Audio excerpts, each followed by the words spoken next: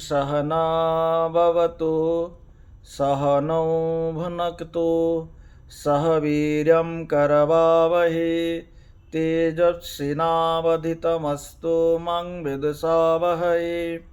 ओम शांति शांति शांति। आमे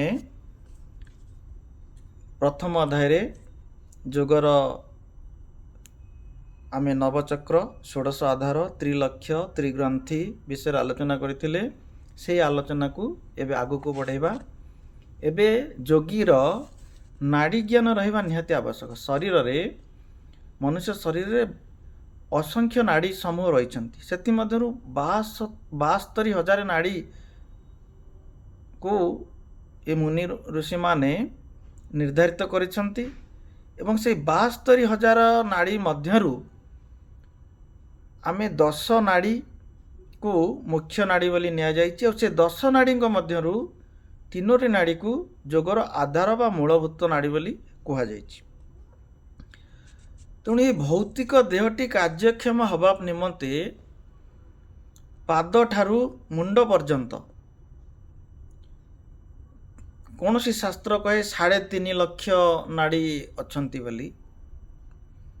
जेमती गोटे अस्वस्थ गछर पत्र रे सुखीगला परे जाल परी नाड़ी समूह रही थाए। ये स्नायु समूह बा नाड़ी समूह माने ये शरीर को सेमती जाल मार्ग परी घेरिकी रही।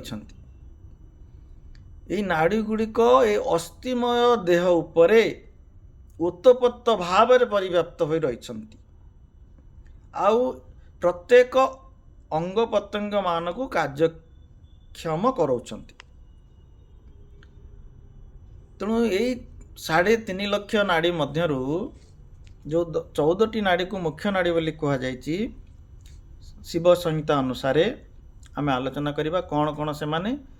सुष्मुना इडा पिंगला च गांधारी हस्ति जिह्वका कुहु सरस्वती पुस्सा शंखिनी च पयस्वनी वारुण्यं अळम्भूषा चैव विश्वदोरी यशस्विनी एतासु त्रिशो मुख्यासु पिंगलासु सुस्मिनिका। इडा नाड़ी पिंगला नाड़ी सुष्मना नाड़ी गांधारी हस्तिजुहा कुहु सरस्वती उषा शंखिनी पयस्विनी बारुणी अळम्भुषा विश्वदरी एवं यशस्विनी ये होची शरीरर प्रमुख 14 नाड़ी। आ ये 14 नाड़ी भितरे इडा पिंगला सुष्मना ये 3टी होची प्रधान नाड़ी। तेणु आम श्वास जो बाँ पटे जाउची या कहती इडा नाड़ी, डाहाण पटे जो श्वास जाउची ताहाकु कहती पिंगला नाड़ी एवं श्वास जतले समान भाव जाए मध्य स्तर को सुष्मना नाड़ी बोली कहा जाए। तेणु सुष्मनार बाम पार्श्व को इडा दक्षिण पार्श्व को पिंगला बोली कहा जाए। तेणु यही सबू नाड़ी मानकर मेरुदंडर बाहर देश देकी मध्य देश रे पिंगला सॉरी मध्य देश रे सुष्मना बाम पटरे इडा डाहाण पटरे पिंगला। तेणु इडा नाड़ी को चंद्र स्वरूप बा ठंडा शीतलता प्रदान करे। पिंगला नाड़ी होची सूर्य स्वरूप जहाँ आमको उष्मता प्रदान करे एवं सुष्मना नाड़ी होची अग्नि स्वरूप। तेणु चंद्र सूर्य एवं अग्नि अनेक कहती सत्व रज एवं तम ये त्रिगुणायुक्त माने युक्त होई ये शरीर को ये नाड़ी संस्थान माने कार्यक्षम कराउछंती। आउ जो अन्य नाड़ी माने रहिले कुहु नाड़ी होची से थाए कोटी ना सुष्मनार नाड़ीर पारालली भावे से सुष्मना नाड़ीर बाम पार्श्व थाए। बाम पार्श्व मूलाधार टू आपणकर सहस्रार पर्यंत तार स्थिति रही। तापर आसला बारुणी नाड़ी। बारुणी नाड़ी देहर सेमती ऊर्ध्व ठारू अध पर्यंत समग्र शरीर को से आच्छादन करी रखी। तापर आसला जश्वसनी नाड़ी। जश्वसनी नाड़ी से दक्षिण पाद आंगुठी ठारू आमर ललाट पर्यंत से तार व्याप्त होइकी अछि। तापर आसला पूषा नाड़ी। पूषा नाड़ी होची आमर पाद ठारू दक्षिण नेत्र पर्यंत अछि। पयसनी नाड़ी अर्थात दक्षिण कान ठारू मूलाधार ठारू आमर दक्षिण कान पर्यंत अछि। पूषा नाड़ी से दक्षिण नेत्र पर्यंत से व्याप्त होइकी अछि। पयसनी नाड़ी अर्थात दक्षिण कर्ण पर्यंत से रही। सरस्वती नाड़ी आमर जीवर अग्रभाग पर्यंत रही। शंखिनी नाड़ी से पाद ठारू बाम कर्ण पर्यंत से व्याप्ति होकर रही। गांधारी नाड़ी से आमर पाद ठारू बाम नेत्र पर्यंत रही। हस्तिज्वा नाड़ी अर्थात बाम पाद आंगुठी ठारू सहस्रार पर्यंत से रही।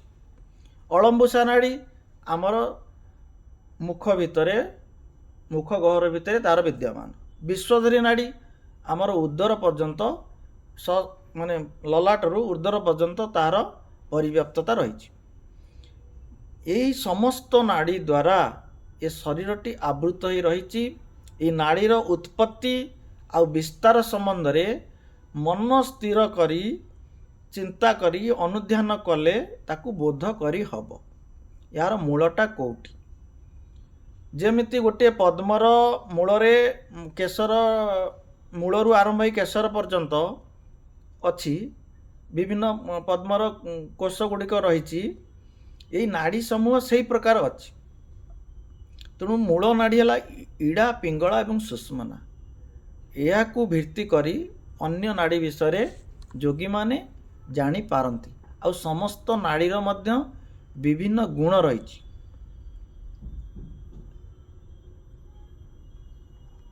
तेणु ये सबू नाड़ी मानक गुण विषय भी आम पर मुहूर्त आलोचना करिबा। एबे आमे वायु कथा चिंता करिबा। मानव देहरे ये नाड़ी भितरे प्राण व वायु किपरि प्रवेश करी ये नाड़ी को सुस्थ कार्यक्रम कराए से 10टी वायु मुख्य वायु अछंती। एमि तो 49 मरुत अछंती शरीर रे किंतु से 49 भितरु 10 वायु 5 मुख्य वायु 5 उपमुख्य वायु बोली तांको कहा जाए। प्राणोपान समानश्च उदान व्यान च वायव नाग कुर्मत्थ कृकरे देवदत्तो धनंजय। गोरख संहिता कहुए कथा। प्राणवायु अपान वायु समान वायु उदान वायु व्यान वायु ये हेले मुख्य वायु। नाग कर्म कुर्म कृकर देवदत्त धनंजय ये हेले उपप्राण बोली आपको कह जाए।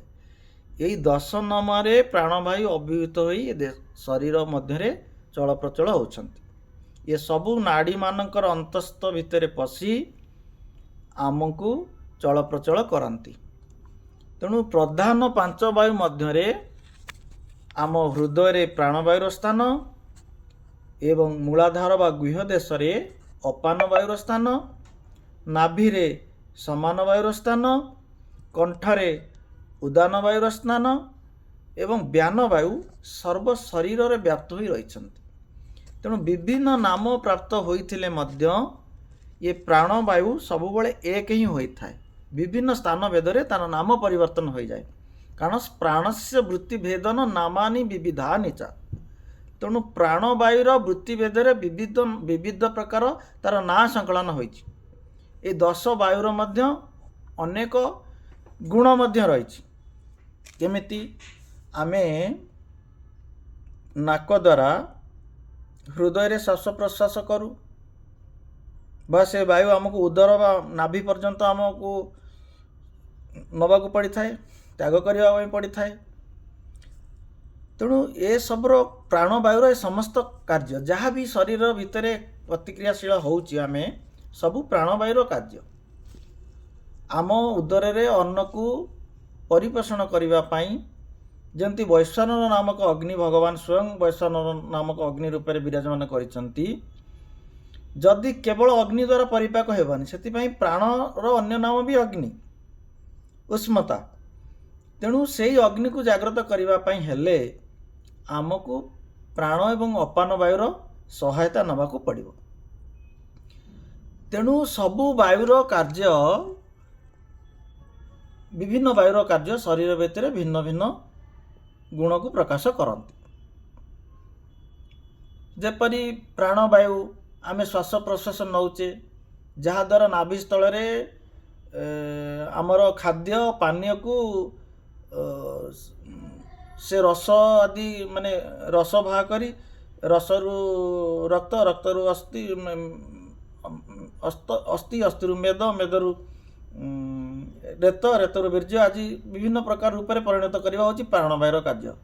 ଆମ ଶରୀରରେ ଅନ୍ନକୁ ପରିପାକ କରିବା, ଅଗ୍ନି ପ୍ରଜ୍ୱଳନ କରିବା, ତାକୁ ନିସ୍ତାରଣ କରି ମଳ ନିସ୍ତାରଣ କରିବା, ମୂତ୍ର ନିସ୍ତାରଣ କରିବା, ଏସବୁ ହେଉଛି ଅପାନ ବାୟୁର କାର୍ଯ୍ୟ। ତେଣୁ ପରିପକ୍ୱ ଯେଉଁ ଅନ୍ନ ହେଲା ସେଥିରୁ ରସ ବାହା କରି ସାରା ଶରୀରରେ ଯାହାକୁ ଯେଉଁ ଦରକାର ଯେଉଁ ରସ ତାକୁ ପରିବ୍ୟାପ୍ତ କରିବା ସମାନ ବାୟୁର କାର୍ଯ୍ୟ। ତେଣୁ ଅଙ୍ଗ ପ୍ରତ୍ୟଙ୍ଗ ସନ୍ଧି ସ୍ଥାନରେ ଆଉ ରହି ସେ ସନ୍ଧି ଗୁଡ଼ିକ ଗଣ୍ଠି ଗୁଡ଼ିକୁ ଚଳପ୍ରଚଳ କରିବା ଉଦାନ ବାୟୁର କାର୍ଯ୍ୟ। ଆମ କର୍ଣ୍ଣ, ନେତ୍ର, ସ୍କାନ୍ଦ, ଗଳଦେଶ, କଟିଦେଶ ଏସବୁର କ୍ରିୟା ସମ୍ପନ୍ନ କରିବା ବ୍ୟାନ ବାୟୁର କାର୍ଯ୍ୟ। ତେଣୁ ସବୁ ବାୟୁର କାର୍ଯ୍ୟ ମଧ୍ୟ ଭିନ୍ନ ଭିନ୍ନ ସ୍ଥାନରେ ତାର କାର୍ଯ୍ୟ ଗୁଣ ବି ବଦଳି ଯାଉଛି। ସେମିତି ଆମେ ବାନ୍ତି କରୁଛେ, ଶରୀରରେ କିଛି ଅସୁବିଧା ହେଲା ବାନ୍ତି କରୁଛେ, ସେଇଟା ନାଗବାୟୁର କାର୍ଯ୍ୟ। ଶରୀରକୁ ଆମେ ଶୀତ ହେଲା ଜାକିଜୁକି ହେଇଯାଉଛେ, କି ବର୍ଷା ହେଲା ଜାକିଜୁକି ହେଇଯାଉଛେ, ସେଇଟା କୁର୍ମବାୟୁର କାର୍ଯ୍ୟ। ଆମକୁ ଭୋକ ହେଉଛି, ଶୋଷ ହେଉଛି, ସେ ଯେଉଁ କୃକର ବାୟୁର କାର୍ଯ୍ୟ। ତ ବାୟୁର ଏହି ସରଳ ଗୁଣ ଗୁଡ଼ିକ ଅବଗତ ହେବା ଯୋଗୀ ପାଇଁ ନିହାତି ଆବଶ୍ୟକ। ଏହି ଜ୍ଞାନ ଜଣେ ଯୋଗୀ ପାଖରେ ରହିବା ନିହାତି ଆବଶ୍ୟକ। କାରଣ ସେ ଶରୀରକୁ ପରିଚାଳନା କରିବ କେମିତି, ଆଉ ସେ ନିରୋଗ ସୁସ୍ଥ ରହିବ କେମିତି? ତେଣୁ ଯୋଗୀ ଏହିସବୁ ଜ୍ଞାନ ଯୋଗୀ ପାଇଁ ନିହାତି ଆବଶ୍ୟକ ରହିଛି। ତେଣୁ ଜଣେ ଯୋଗୀ ହେଲେ ଆହୁରି ବାୟୁର ବିସ୍ତୃତ କଥା ମଧ୍ୟ ଆଗକୁ ଆଲୋଚନା କରିବା। ତେଣୁ ହଂସ ତ ଜୀବ ବା ପରମର ଗତି କଥା, କେତେ ବାୟୁ ଆମେ ନେଉଛେ ଛାଡ଼ୁଛେ ପ୍ରତ୍ୟେକ ଦିନ, ତାର ମଧ୍ୟ ଆଲୋଚନା କରିବା। ତେଣୁ ଯୋଗ ଗୋଟିଏ ବିସ୍ତୃତ କଥା। ଯୋଗ ହେଉଛି ସର୍ବସାଧନାର ମୂଳ ଉତ୍କୃଷ୍ଟ ସାଧନା। ତେଣୁ ମାନେ ଶାସ୍ତ୍ରରେ ଗୋଟେ କଥା ଅଛି, ବ୍ୟାସଦେବଙ୍କର ପୁତ୍ର ଶୁକଦେବ ସେ ପୂର୍ବ ଜନ୍ମରେ ଗୋଟିଏ ପକ୍ଷୀ ଥିଲେ ଏବଂ ଭଗବାନ ଶିବ ଏବଂ ମାତା ପାର୍ବତୀଙ୍କର କଥୋପକଥନକୁ ଶ୍ରବଣ କରି, ଏହି ଯୋଗର କଥାକୁ ଶ୍ରବଣ କରି ସେ ପକ୍ଷୀ ଜନ୍ମରୁ ଉଦ୍ଧାର ପାଇ ପରଜନ୍ମରେ ପରମ ଯୋଗୀ ହୋଇଯାଇଥିଲେ। କେବଳ ଯୋଗ କଥାକୁ ଶ୍ରବଣ କରି ଯେତେବେଳେ ଏହିପରି ଫଳ ପ୍ରାପ୍ତ ହେଉଛି, ଯୋଗ ସାଧନ କଲେ ବ୍ୟକ୍ତିର କ'ଣ ନ ହୋଇପାରିବ। ତେଣୁ ଯୋଗ ହେଉଛି ଗୋଟେ ଆଧ୍ୟାତ୍ମିକ ବିଦ୍ୟା ବା ତ୍ରିତାପ ତାପତ୍ରୟର ବିଦ୍ୟା। ତ୍ରିତାପ କହିଲେ ଆଧ୍ୟାତ୍ମିକ, ଆଦି ଦୈବିକ, ଆଦି ଭୌତିକ ତାପ। ଏହି ତିନି ତାପର ବା ତିନିଟି ଦୁଃଖରୁ ନିବୃତ୍ତ ହେବା ପାଇଁ ଯୋଗ ହେଉଛି ପ୍ରକୃଷ୍ଟ ସାଧନ ବା ତିନି ତାପରୁ ମୁକ୍ତି ଲାଭ କରିବା ପାଇଁ ଉପାୟ ହେଉଛି ଯୋଗ। ତେଣୁ ଯୋଗ ଅଭ୍ୟାସ ବ୍ୟତୀତ ଏ ସଂସାରରେ ଆଉ କିଛି ସୁନ୍ଦର ପ୍ରଶସ୍ତ ମାର୍ଗ ହିଁ ଦେଖିଲା ବେଳକୁ ଅନେକ ମାର୍ଗ ଅଛି, କିନ୍ତୁ ଏହାପରି କରିବା ଏବଂ ପାଇବା, ନ କରିବା ପାଇବାନି। ତେଣୁ ଯେଉଁ ବ୍ୟକ୍ତି ଯୋଗୀ ବା ଯୋଗ ହେବା ପାଇଁ ଚାହୁଁଛି ବା ଯୋଗ କରୁଛି, ଏସବୁର ଜ୍ଞାନ ରଖନ୍ତୁ, ଉପଯୁକ୍ତ ଗୁରୁଙ୍କ ଠାରୁ ଏସବୁ ଜ୍ଞାନକୁ ଗ୍ରହଣ କରନ୍ତୁ, ଯୋଗ ପଥରେ ଅଗ୍ରସର ହୁଅନ୍ତୁ। ନିଶ୍ଚିତ ଭାବରେ ଆପଣଙ୍କର ଚିତ୍ତ ଏକାଗ୍ରତା ପ୍ରାପ୍ତ କରିବ, ଯୋଗର ଜ୍ଞାନ ହେବ। এই ଯୋଗ ଜ୍ଞାନ ଯେତେବେଳେ ଶରୀର ଭିତରୁ ମାନେ ନିଜ ଭିତରୁ ଉତ୍ପନ୍ନ ହେବ, ସେତେବେଳେ ଆପଣ ମୁକ୍ତିର ପଥାଚାରୀ ହୋଇଯିବେ। ହରି ଓମ୍ ତତ୍ସତ୍।